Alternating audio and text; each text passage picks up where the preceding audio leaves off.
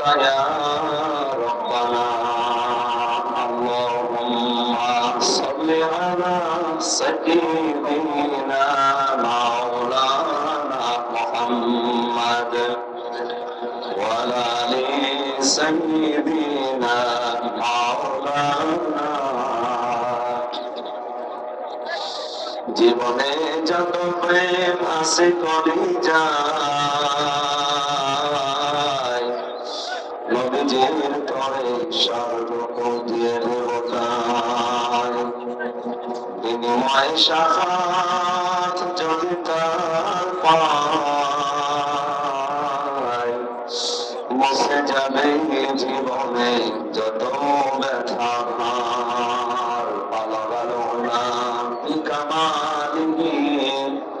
كشفت الدجى بجماله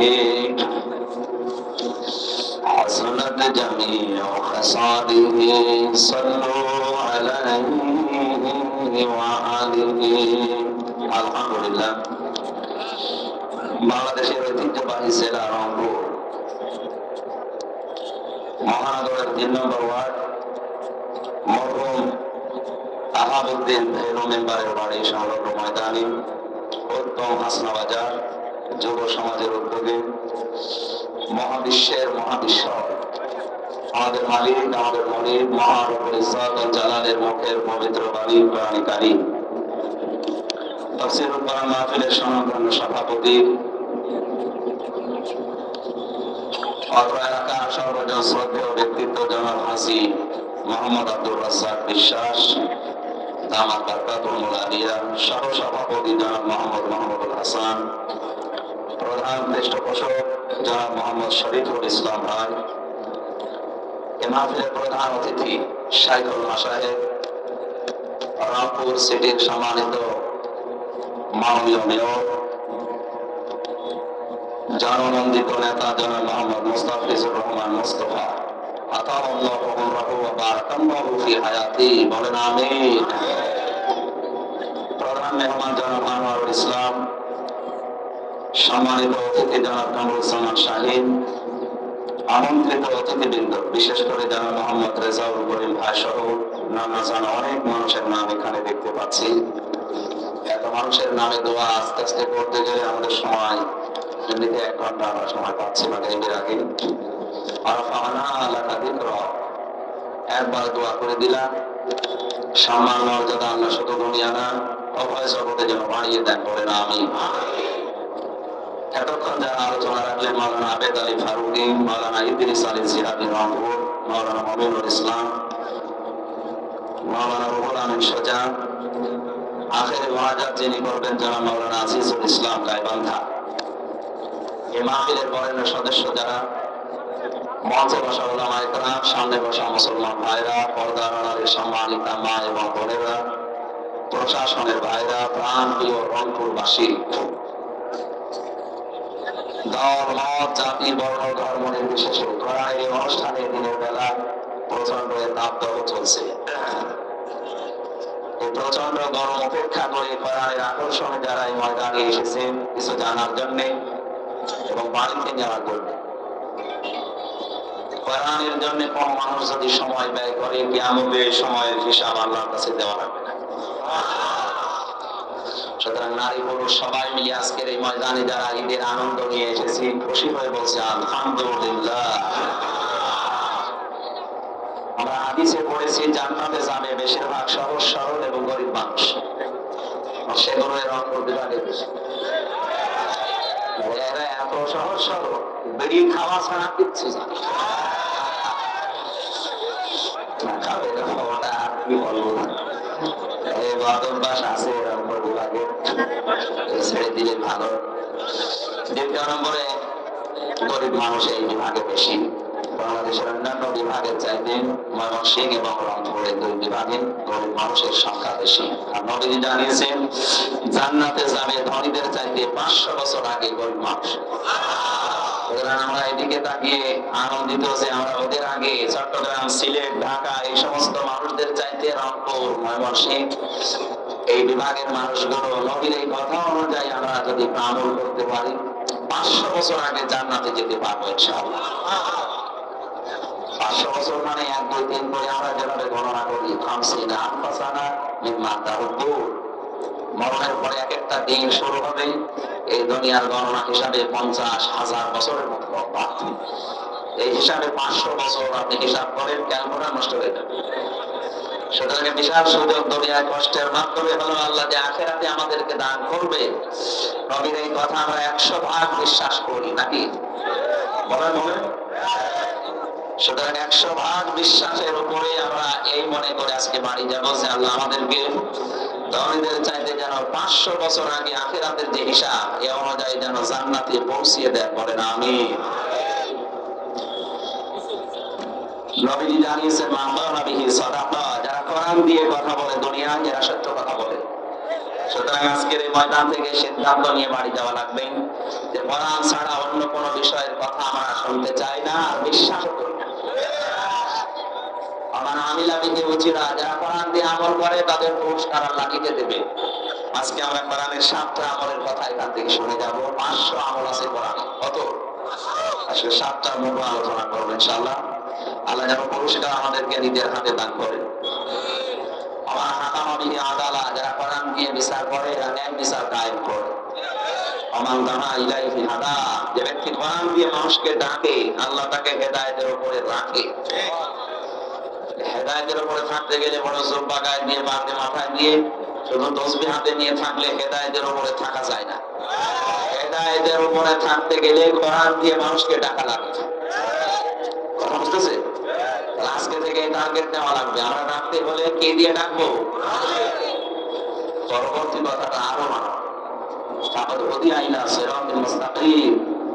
নবীজি বলেন কেউ যদি কোরআনের ডাকে সাড়া দিতে পারে আল্লাহ তাকেও সহজ জান্নাতের পথ নসিব করে।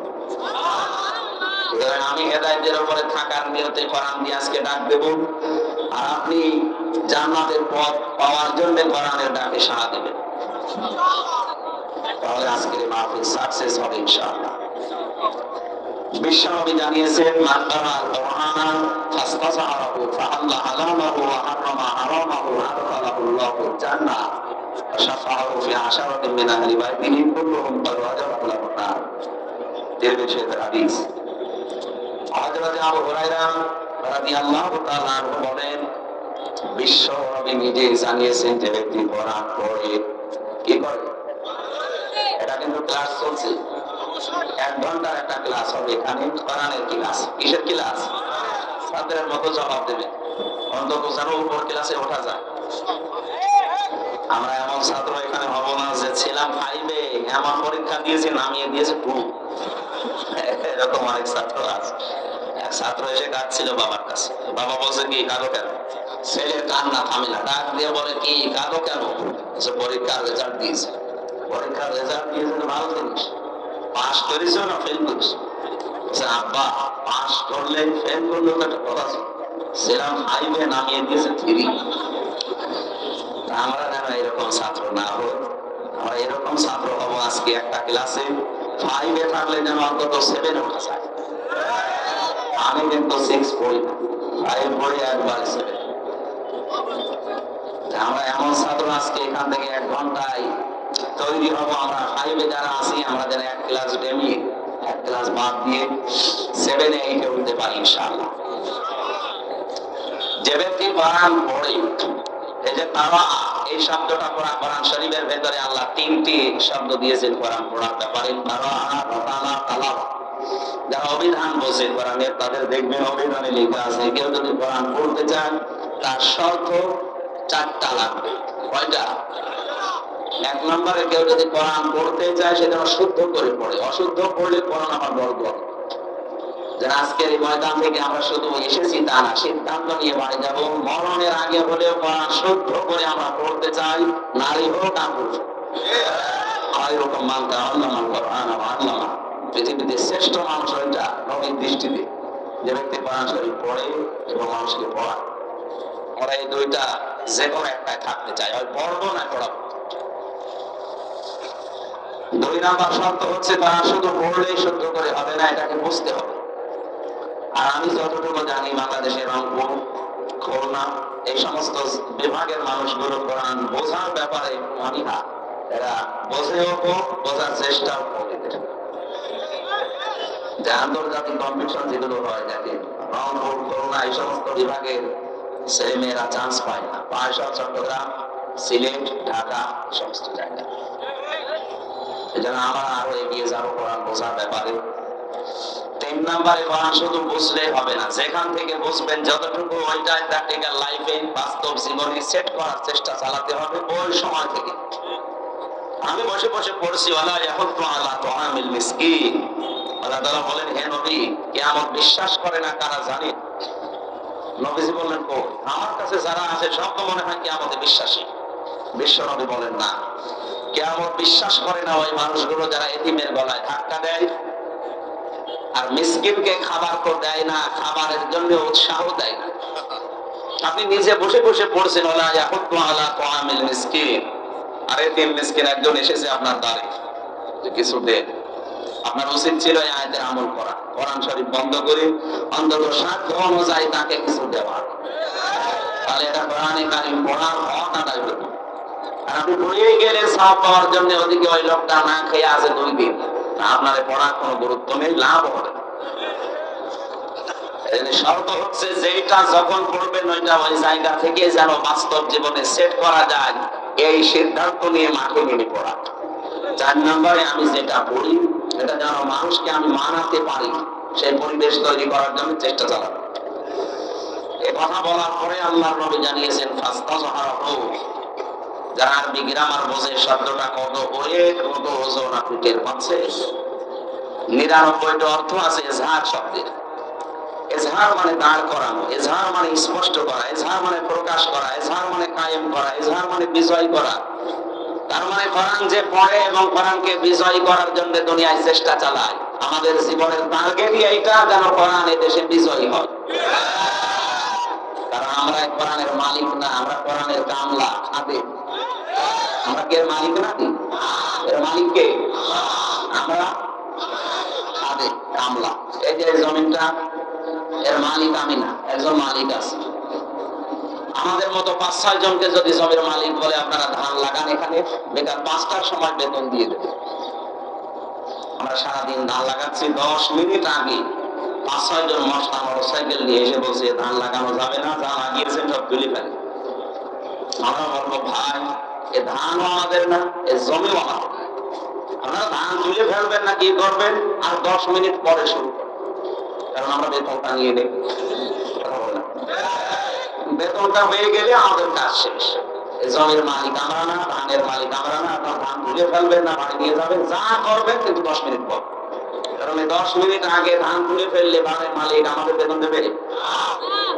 বেতন তো দেবে না, তার জমি নষ্ট করার জন্য জরিমানা। কি বুঝলেন আপনি এখান থেকে? বেকার 5টা মানে জীবনের শেষ দিন। বেকার 5টা মানে কি? বেতন মানে আমাদের আল্লাহর বানানো যে বাগান জান্নাত। এরপরও যদি মস্তানি করে আপনি ধান ধুয়ে ফেলতে চান 10 মিনিট আগে, আমি কিন্তু শক্তি নেই, তারপরও ছেড়ে দেবো না। কারণ আমার রুজি রুটি এর ভেতরে। 10 মিনিট না হলে বেতন পাবো না, এটা না হলে আমার সংসার চলবে না। আপনাকে যদি বেঁধে রাখা লাগে, দরকার হয় বেঁধে রাখেন। যদি মেরে ফেলা লাগে, মেরেও ফেলবো। তারপরে অন্তত 10 মিনিটে জমিন পাহারা দেওয়াই লাগবে। আল্লাহ রাব্বুল আলামিনের কোরআনের যেহেতু আমরা খাদেম, এই জমিনে কোরআনে কারীম যদি আমরা চেষ্টা চালাই কায়েম করা, বিগত 5টা জীবনের শেষ দিন পর্যন্ত চালাতেই হবে। এর ভেতরে কেউ যদি মস্তানি করে, দরকারে বেঁধে রাখা। যদি মারামারি করা লাগে হবে, যদি হাতাহাতি হয় হবে, যদি দাঁত ফেলে দেওয়া লাগে তাও দেবে, যদি মেরে ফেলা লাগে তাও মেরে ফেলে। কারণ আমার বেতন দরকার। আমার বেতনের নাম কি? বলেন বলেন। ওইটা পাওয়ার জন্য বাধা আমি দিতে আপনাকে বলি না, বারবার বলছে 10 মিনিট পরে বলে। এখন জমির মালিক যিনি, উনি যদি এসে দেখে মস্ত আমরা এরপরও জোর করে তুলে ফেলছি, আমার মনে হয় জমির মালিক যদি ওই সময় কিছু না বলে, মনে করতে হবে উনি একেবারে দুর্বল, এই জন্য কিছু বলছে। যদি সামনাসামনি কিছু না বলে, মালিকের একেবারে কিছু নেই তা না, এত বড় জমির মালিক, তার কিছু নেই, বিভিন্ন জায়গায় তার হাত আছে। মাস্তানরা যেন মনে করে এখন যদি সরাসরি আমাদের কিছু না বলে, মালিক যদি গোপনে বিভিন্ন রকমের হাত দিয়ে আমাদেরকে ধরে, বাপ বলার সময় দেবে না। জমির মালিককে দেখে যদি মস্তানরা এই কথা মনে করতে পারে, তাম পৃথিবীর মালিক যিনি, আসল মালিক কে? উনি যদি জমিনে দিন কায়েম, কোরআন কারীম প্রতিষ্ঠিত, বিজয়ী হওয়ার ব্যাপারে যারা বাধা দিচ্ছে, উনি যদি কিছু না বলে, মনে করতে হবে আল্লাহর শক্তি এখন আছে। শক্তি থাকার পর কিছু বলছে না। আপনি বিশ্বাস করতে পারেন এখন সমস্ত মস্তানি করছেন, আপনি থামেন।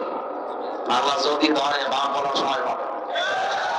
আমরা তো কামলা, আমরা খাদি, আমরা জোর মনীষ পাট লেবার যাই বলেন, আমরা চেষ্টা করি যাব জীবনের শেষ দিন পর্যন্ত কায়েম হলে ভালো, না হলেও অসুবিধা নেই, আমাদের বেতন আছে। আপনি কি করলেন? আপনি এটা বাধা দিয়ে নিজের কপালে আগুন লাগালেন, যেন আগুন যেন না লাগে সেদিকে খেয়াল রাখবেন।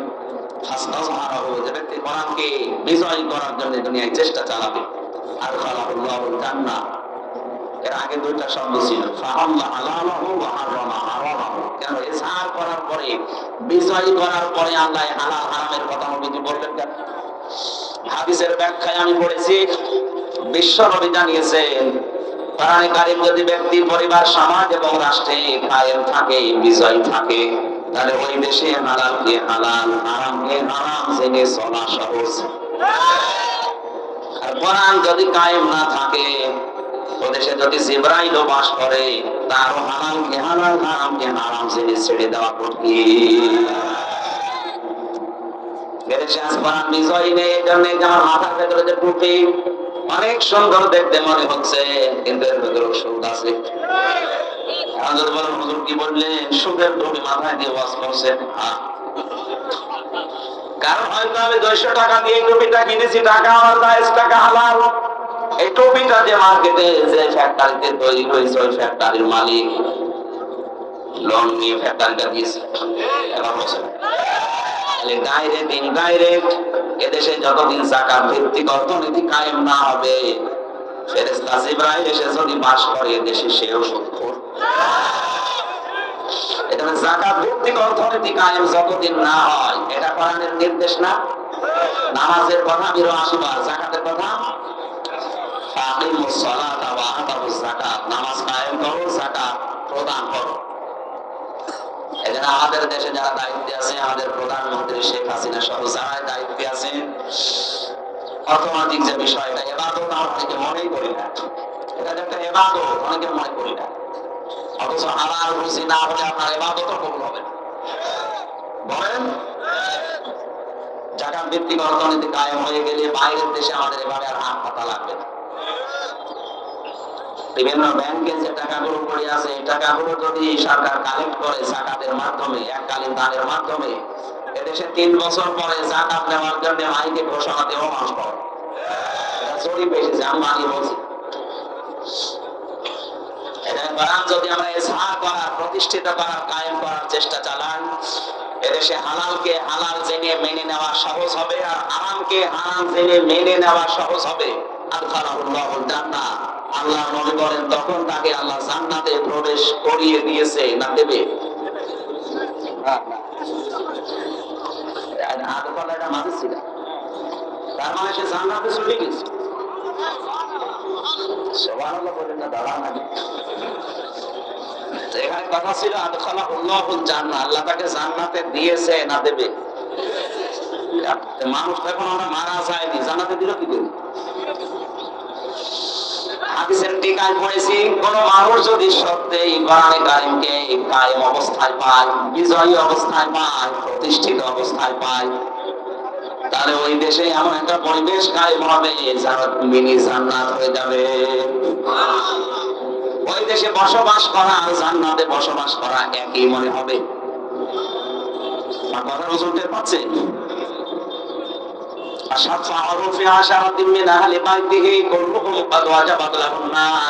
তাকে সুপারিশ করার জন্য যোগ্যতা তাকে আল্লাহ দান করবেন এমন 10 জনের ব্যাপারে তার পরিবারস্থ লোকদের, যাদের জন্য জাহান্নামের সিদ্ধান্ত হয়ে গিয়েছিল, শুধুমাত্র কোরআনের ইজ্জতে মহান আল্লাহ তার সুপারিশ গ্রহণ করে তাদের জান্নাতে ঢুকিয়ে দেবেন।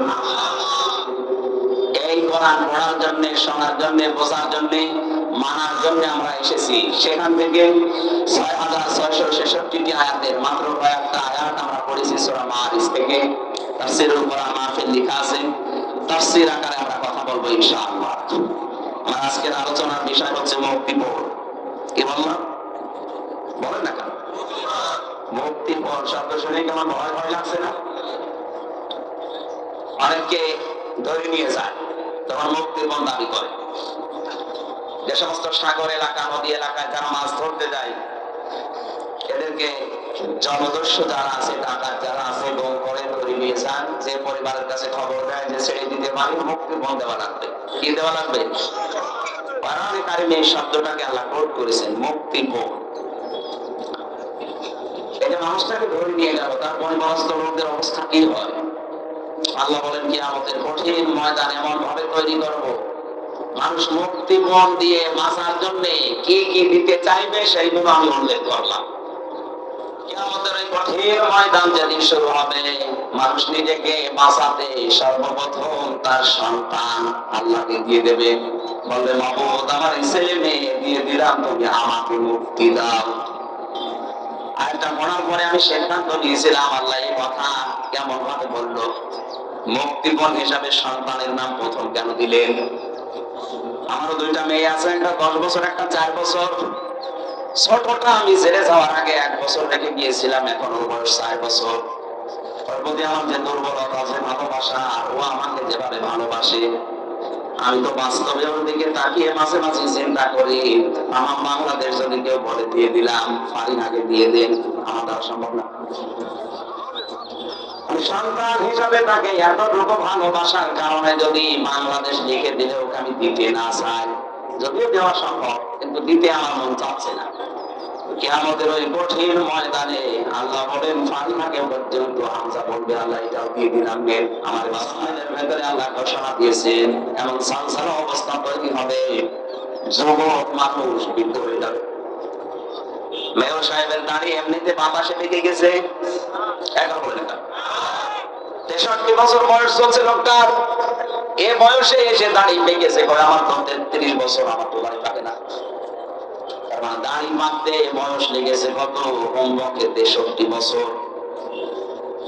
আমি একটা যুবক মানুষ, আল্লাহ বলেন কিয়ামতে এমন কঠিন সালসালা অবস্থা পয়দা করবো, হামজার মতো 33 বছরের যুবক, মোস্তফা সাহেবের মতো 63 বছরের বুড়ো হয়ে যাবে।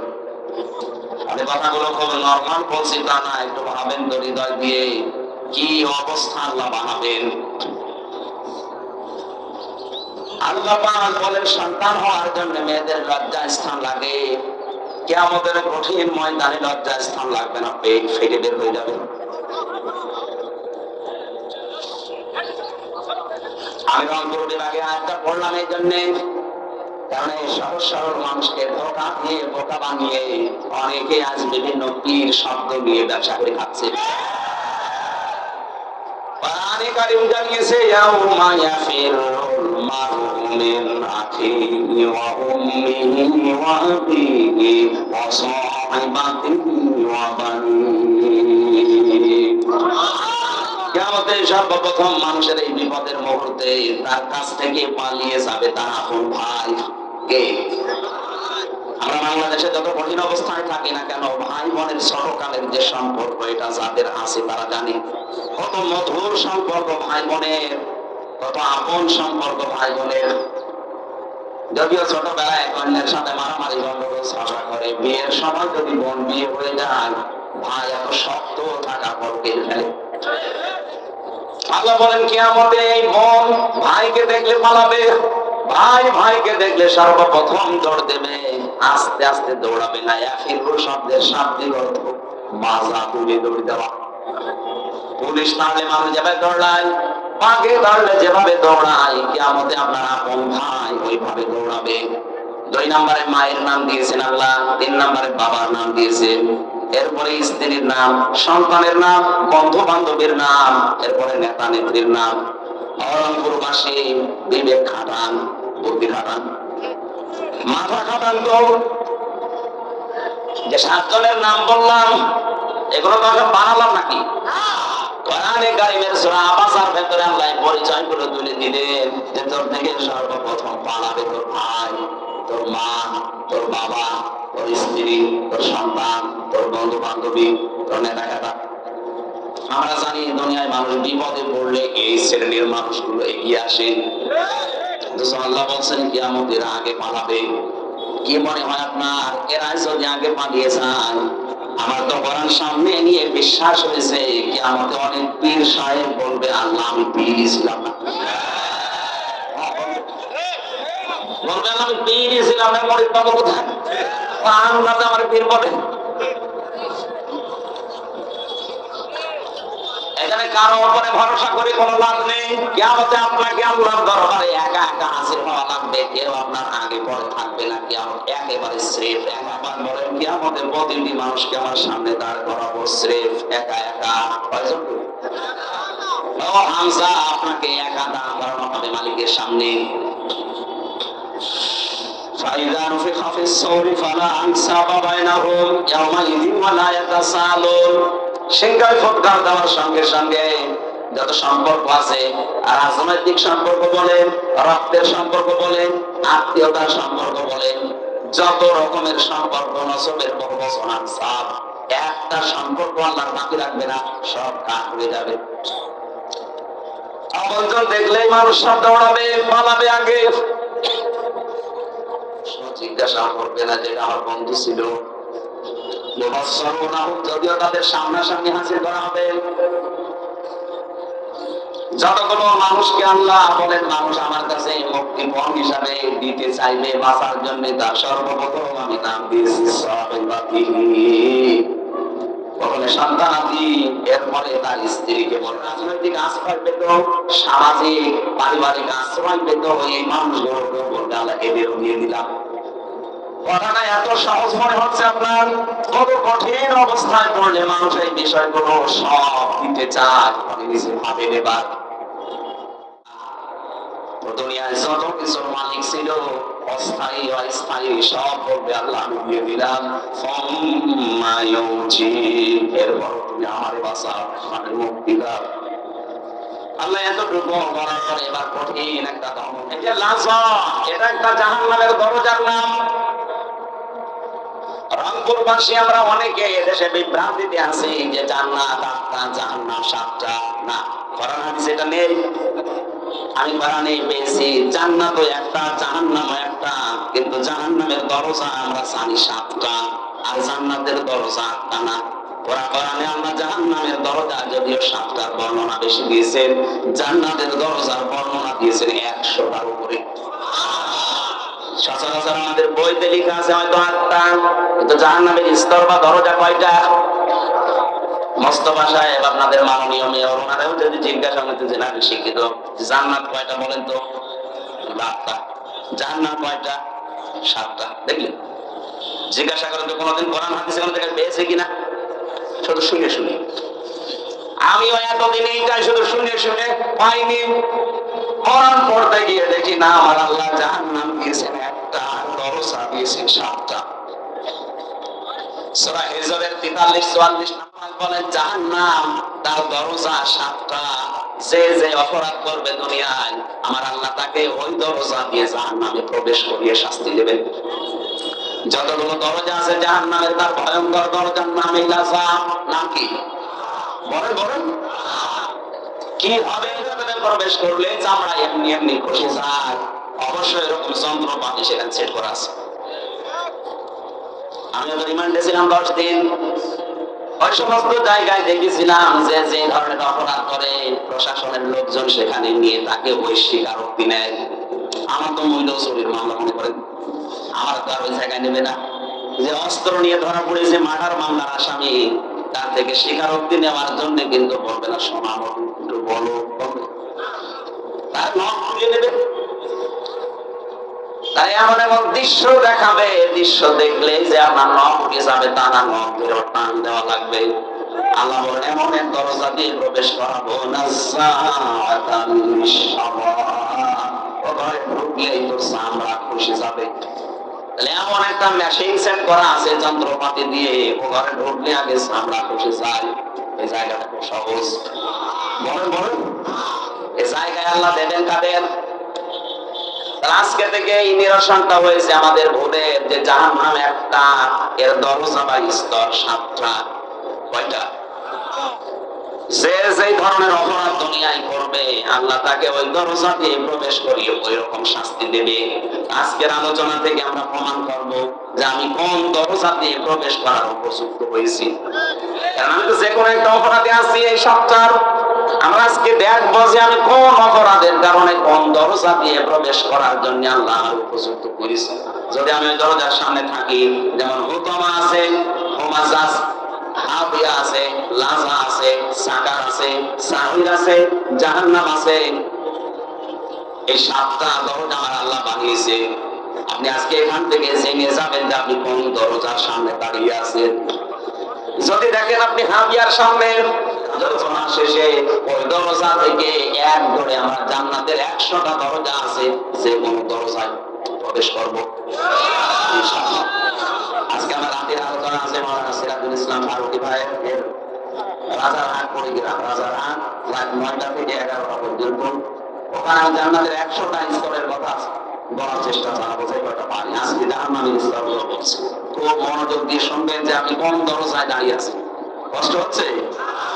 জাহান্নামের লাজা নামক যে দরজা, এখান দিয়ে প্রবেশ করার জন্য আল্লাহ রাব্বুল আলামিন 2টা গুণ বিশিষ্ট মানুষের নাম দিয়েছেন। রংপুরবাসী, দেখেন তো আপনার ভেতরে আছে কিনা, নাকি আয় বাতিল? আমার মনে হয় আয়াতে এলাকায় নেই। আল্লাহ বলেন যেখানে গেলে চামড়া আগেই খসে পড়ে যাবে, দেখা যাবে যে মানুষগুলো সত্যকে সত্য জানার পরও অহংকার করে মুখ ফিরিয়ে চলে যেত। বাংলাদেশে এই প্রকার মানুষ এখন বেশি, সত্যকে সত্য জানার পরও অহংকার করে ঘাড় ঘুরিয়ে চলে যায়। এ স্বভাব নেই মানুষের। হযরত ইব্রাহিম আলাইহিস সালাম আল্লাহকে পাওয়ার জন্য তিনি বহু কিছু খোঁজ করেছিলেন। কোরআনে আমার আল্লাহ তার ঈমানের যে 50টা পরীক্ষার কথা দিয়েছেন, তার 10টা মেন আমি কোরআনে পেয়েছি। তাকে আমার আল্লাহ পরীক্ষা করেছিলেন তারকা দিয়ে, চন্দ্র দিয়ে, সূর্য দিয়ে, বিভিন্ন জিনিস দেখতেন আর বলতেন এইটাই আমার প্রভু মালিক, এইটাই আমার খোদা হবে। তখন যখন সব রূপে অস্তমিত হয়ে যায়, তিনি বললেন, হে আমার জাতির লোকেরা, এতদিন পর্যন্ত যাদেরকে আমি খোদা মনে করতাম, একটাও আমার কাছে খোদার দাবিদার না। সবগুলো অস্তমিত হয়ে যায়, ডুবে যায়, নষ্ট হয়ে যায়। যারা শেষ হয়ে যায় এদেরকে আমি মানতে পারি না। আমি মুখ ফিরিয়ে নিলাম এই সূর্য, চন্দ্র, তারকা সবার থেকে। তোমরা যাদেরকে শরীক করো সব থেকে আমি মুখ ফিরিয়ে নিলাম ওই আল্লাহর দিকে, যিনি আসমান আর জমিন যথাযথভাবে বানিয়েছেন। আমি হানিফা, এখন ইষ্টভাবে মুখ ঘোরালাম। ওমা মিনাল মুশরিকিন, আমি কিন্তু মুশরিক না, শিরিক করি না। ইব্রাহিম আলাইহিস সালাম আল্লাহকে খুঁজে পেয়ে চেষ্টা করেছিলেন পাওয়ার জন্য, আর আমাদের চোখে আঙ্গুল দিয়ে সত্যকে দেখিয়ে দিল, আমরা মানতে চাই না।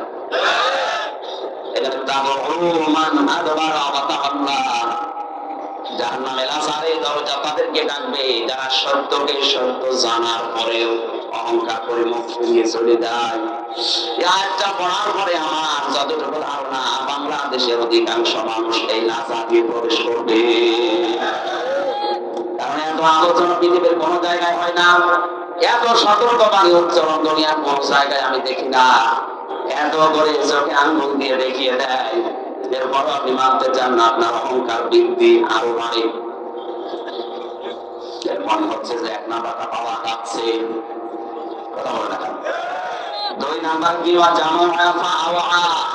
যারা মাল সম্পদ জমা করেন আর সংরক্ষণ করার জন্য চেষ্টা চালিয়ে যায়। রংপুরবাসীর পৃথিবীর কোন সম্পদ স্থায়ী না। এখনই চোখ বন্ধ করেন, এমনি মিথ্যায় চোখ বন্ধ করে আপনি দেখেন সব কেমন যেন আপনার পর হয়ে যাচ্ছে। আর আপনি মাল সম্পদ বৈধ অবৈধ নিয়ে কোন রাস্তা দিয়ে আসে তাও দেখা দেখে নিয়ে আপনি জমা করতে আসেন। সব সময় এটা কি করে সংরক্ষণ করা যায় চেষ্টা করে যাচ্ছেন। এই গুণ যাদের ভেতরে এই পৃথিবীতে আছে তাদেরকে লাজা নামক দরজা ডাকবে, আসো তোমাকে সাইজ করছি। ভেতরে ঢুকিয়ে নিয়ে আগে চামড়া খসিয়ে ফেলবে। বলেন নাউজুবিল্লাহ। বোন পেলাম কয়টা? বাংলাদেশে দ্বিতীয় বোনের মানুষ আমরা এখন অহরহ দেখতে পাচ্ছি। বৈধ নেই অবৈধ নেই, খালি জমা করে, খালি জমা করে। আর সংরক্ষণ কি করে করা যায়? যারা অবৈধভাবে ইনকাম করছেন, দুইটা ক্ষতি হবে তাদের। এক নাম্বার, ওই সম্পদ আপনাকে আল্লাহ ভোগ করতে দেবে না।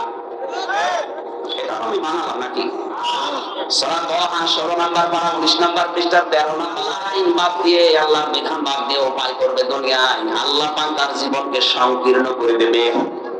এদেশে 1734 জন মানুষ মেন দায়িত্বে আছেন, তাদের জন্য বলছি, কারণ এটা রেকর্ড হচ্ছে, কালকে সারা দুনিয়া ছড়িয়ে যাবে। এই 1734 জন মানুষ এরাই বেশি বেশি ইনকাম করছেন। আপনারা জামাহা ফাওয়াহা আর এগুলো সংরক্ষণ করার জন্য অনেকেই বেগম পাড়া পর্যন্ত বানাচ্ছে। কয় মোস্তফা সাহেবের তো বেগম পাড়া নেই, আছে?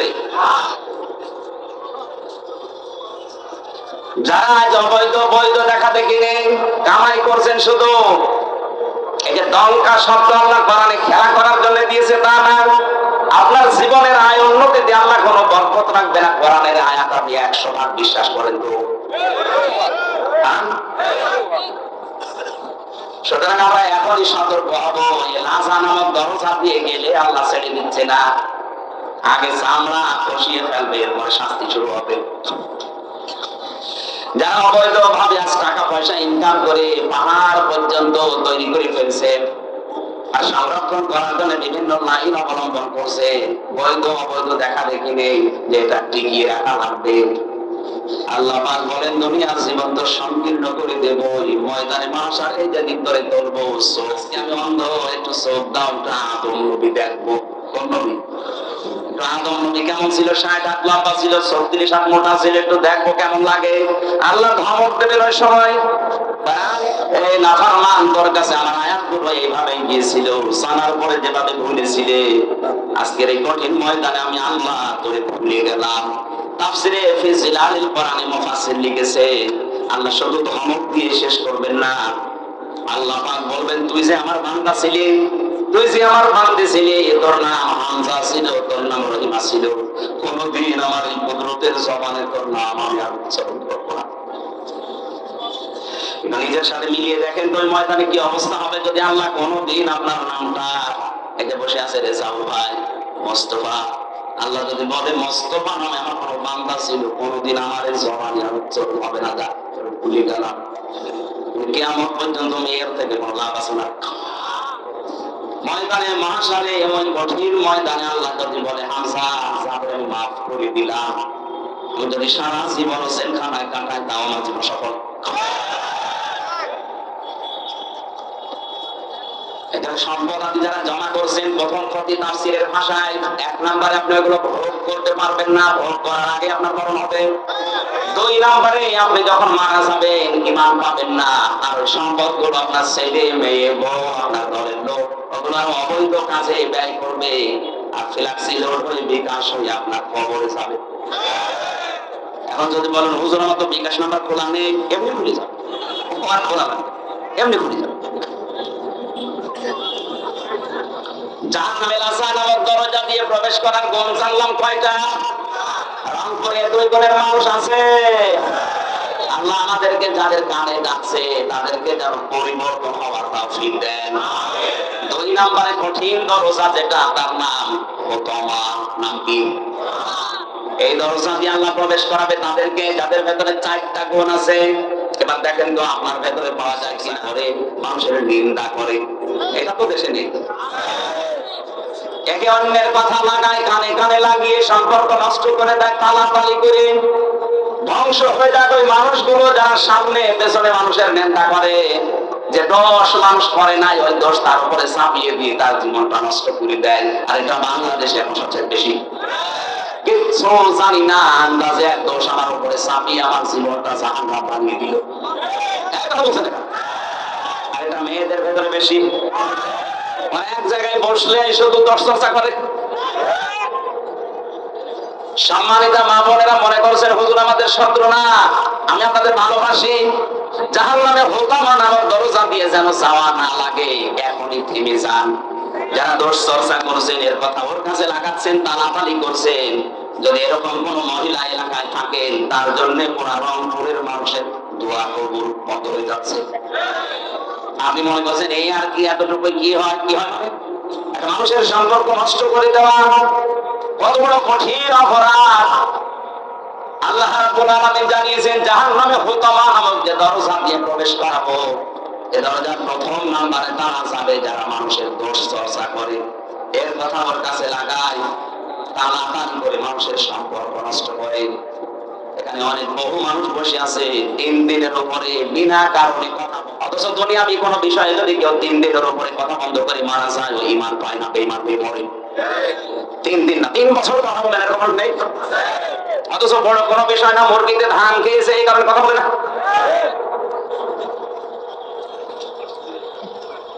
আজকের ওয়াজ এখান থেকে আমল শুরু করা লাগবে। 3 দিনের ঊর্ধ্বে কথা বন্ধ হয়ে আছেন এমন মানুষ যদি থাকেন, প্রভাব করেন তো কি হয়েছে বলেন? কি কারণে কথা বন্ধ করবো বলেন? না না, আজকের এই ময়দানে আপনাকে আমল করা লাগবে। যার সাথে কথা বন্ধ করে আছে, দুনিয়াবি কোন স্বার্থে যদি এটা হয়ে থাকে, আগে তাকে সালাম দেন, বুকে জড়িয়ে নেন, কপালে চুমা দেন, বলেন ভাই ভুল হয়ে গেছে, এখন থেকে শুরু হয়ে গেল। কারণ কুলুল নাসি হুসনা, মানুষের সাথে হাসি মুখে কথা বলা একটা সাদা দেওয়া চাও। আর বলছে হাত দিলে দেখাচ্ছে শহর রংপুর বিভাগের মানুষ বড় সমস্যা না, যারা এগুলো করছেন বন্ধ করা লাগবে। দ্বিতীয় নম্বরটা বলবো, বলেন, বললেই হবে, আমার 3 বছর থাকা লাগবে না তো। আল্লাযী জামাআ মালাহু ওয়া আদ্দাদা, আল্লাহ পাক বলে যারা মাল জমা করে আর বারবার গণনা করে যে কতগুলো। এখন মাল কি?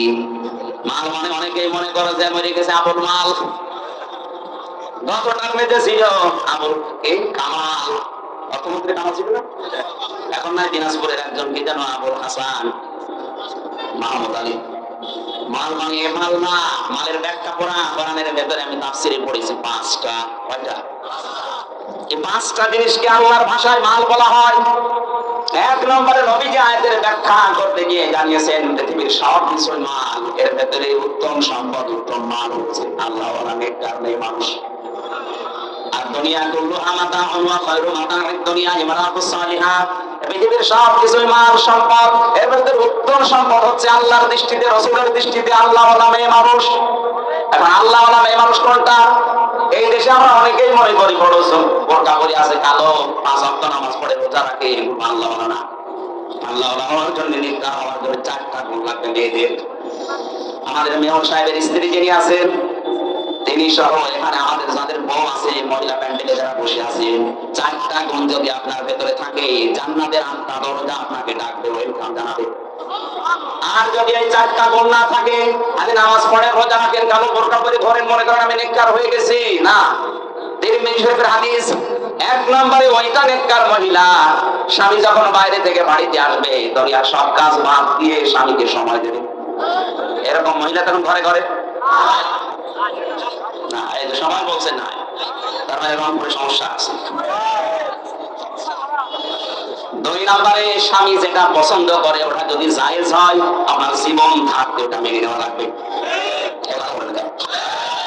আমি নিজে স্বামী, যত স্বামী এখানে বসে আছে, প্রতিটি স্বামী চায় বিয়ের পরে আমার মা বাবা যেন আমার সাথে সংসারে থাকে।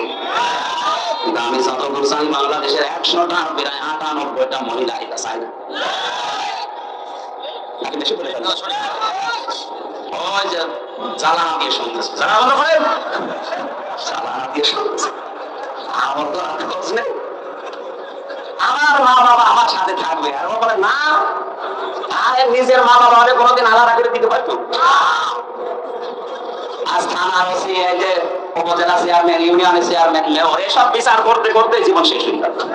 প্রতিদিন কত বিচার খালি এই করা লাগে। এই যে বৃদ্ধাশ্রম বানিয়েছে, কি খেলা করার জন্য বানিয়েছে? কিছুদিন আগে একটা ভিডিও করছিল, 6টা ছেলে মেয়ে, লোকটার বউ মারা গেছে অনেক আগে, লোকটার বয়স 95 বছরের উপরে, 6টা ছেলে মেয়ে, সব হায়ার এডুকেটেড, সব অনার্স মাস্টার্স করা, 4টা ছেলে 2টা মেয়ে, সব ভাই বোন মিলে জায়গা জমিগুলো নিজেদের নামে লিখে নিয়ে শেষ পর্যন্ত লোকটাকে রাস্তায় ছেড়ে দিয়েছে। 95 বছর বয়স লোকটা, দেখেন কিছুদিন পরে পড়বে আর মরবে, ট্রেনে পড়ে মরে থাকবে, কুকুরের খাবার হবে। এখন বলছেন সম্মানিত মা বোনেরা, যদি উত্তম সম্পদ হতে চান দুনিয়ায়, শ্বশুর শাশুড়িকে নিজের মা বাবার মতো মনে করা শুরু করেন। আরে ভাই, আমি তো নিজে একটা জামাই, কোরআন শরীফ আমি হাতে না মাথায় নিয়ে বলতে পারি, আমরা জামাইরা যেভাবে শ্বশুর শাশুড়িকে নজরে দেখি, বউগুলো যদি ওই নজরে আমাদের মা বাবাকে দেখতো, বাংলাদেশের কোন সন্তান আলাদা হতো না। আমার ঘরে শুধু কালো বোরকা পরে মনে করছেন আমি বড় বুজুর্গ হয়ে গেছি। স্বামী যেটা পছন্দ করে যদি জায়েজ হয়, জীবন থাকতে আপনাকে মেনে নেওয়া লাগবে। 3 নম্বরে নেককার হওয়ার জন্য কম দিয়েছেন আল্লাহর নবী। স্বামী যখন বাইরে যাবে, তার সম্পদ এবং তার সন্তানকে আপনি ইসলামের দিকে রাখবেন। স্বামী বাইরে চলে যায়, আপনি সারাদিন বসে বসে সিরিয়াল দেখেন, আর ওগুলো সব জীবনে মিলায় যে আমি হবো কটকটি আর মেয়ে হবে কিরণ বাবা। না, আপনার সম্পদ এবং সন্তান, স্বামী গেছে বাইরে, এগুলো হেফাজত করে ইসলামের দিকে রাখবেন, এটা নেককার মহিলার গুণ। 4 নম্বরে স্বামী যখন বাড়িতে আসবে, তাকে খুশি করার জন্য সাজগোজ করা। আল্লাহ মেয়েদের এই 4টা গুণ অর্জন করা তৌফিক দিন, আমিন। মানে 2 নম্বর ব্যাখ্যা হচ্ছে সিয়ার, ক্ষমতা সিয়ার। 3 নম্বর ব্যাখ্যা অস্ত্র শস্ত্র। 4 নম্বর ব্যাখ্যা সম্পদ। 5 নম্বর ব্যাখ্যা প্রভাব প্রতিপত্তি। এগুলো যারা জমা করে রাখে আর মনে করে এগুলো কোনোদিন হাতছাড়া হবে না, ইয়াহসাবুন্না মালাহু আখলাদা, আল্লাহ বলেন কাল্লা, কখনো না। লা ইউবাযান্না ফিল হুতামা, তাকে হুতামা দিয়ে প্রবেশ করা। কোন জায়গায়? আপনি জানেন এটা দিয়েছে 7টা বর্ণনা আল্লাহ কোরআনে দিয়েছে, আমি তো 2টা বললাম। যারা সত্যকে সত্য জানার পরে মুখ ফিরিয়ে চলে, যারা সম্পদ জমা করে রাখে আর বারবার সংরক্ষণ করার জন্য বিভিন্ন পন্থা অবলম্বন করে। 2 নম্বরে যে মানুষগুলো সামনে পেছনে মানুষের গীবত করে, মানুষের দোষ চর্চা করে, যে দোষ যে লোকটা করে নাই, আন্দাজে ওই দোষ তার উপরে চাপিয়ে দিয়ে মিথ্যা আশ্বাস দিয়ে জীবনটা নষ্ট করে দেয়। বাংলাদেশে নেই, হাজারো মামলা নাই, ধরা খাবে। আমি জেলখানায় 3টা বছর থেকে দেখেছি অনেক মানুষ এখানে নিরপরাধ, বিষয় কিছু জানি না। হয়তো এর সাথে আমার জমি জায়গা নিয়ে গন্ডগোল আছে, পাচ্ছি না। শেষে আমার 3 বছরের ছোট্ট একটা মেয়ে দিয়ে অনামের ধর্ষণ মামলা চালিয়ে 10 বছর বহু মানুষকে কিছু জানি না, ধর্ষণ মামলা 10 বছর জেল আছে। আর 3 বছরের মেয়ে ধর্ষণ করার মামলা দিয়েছে, পেয়ে ওঠে না, তখন ওই মেয়ে দিয়ে মামলা। যারা আয়ু আছেন মামলার তো হিসাব করে জীবন চালা, নামাজ রোজা আপনাকে জান্নাত নিয়ে যাবে মনে করছে, মানুষের যদি অভিশাপ না হয়, এজন্য আমাদের সাবধান হওয়া দরকার। আমার মনে হয় কয়েক মিনিট আছে মাগরিবের আজান হওয়ার, 1 ঘন্টা সময় দিয়েছিলেন, এখন 1 ঘন্টা 5 মিনিট হয়ে গেল। আমি জেলখানায় বসে পারিবারিক জীবনের যে সমস্ত সমস্যা এবং এর সমাধান করার জন্য কি কি লাগবে, জেলখানায় 2টা বই লিখেছিলাম, পারিবারিক সমস্যা এবং তার সমাধান। পরকীয়া প্রেম চলছে, এটা মিটানোর জন্য কি কি দরকার, কোরআন হাদিসে ওই যে সাদা গাড়িতে আছে, যাওয়ার সময় নিয়ে স্ত্রীকে, মেয়েকে, বউকে, বোনকে উপহার দেবেন। আর যারা মেয়েরা আছেন ওইগুলো নিয়ে আপনার স্বামীকে দিয়ে পড়াবেন। 2টা বই আছে, 2 রকম নিয়ে যাবেন। আমার পক্ষ থেকে মাননীয় মেয়রকে উপহার দেবেন একটা, ওনার ম্যাডামকে দেওয়ার জন্য। ওনার ম্যাডাম যদিও আর ওই সমস্ত লাইনে যাবে না, তারপরও পড়ে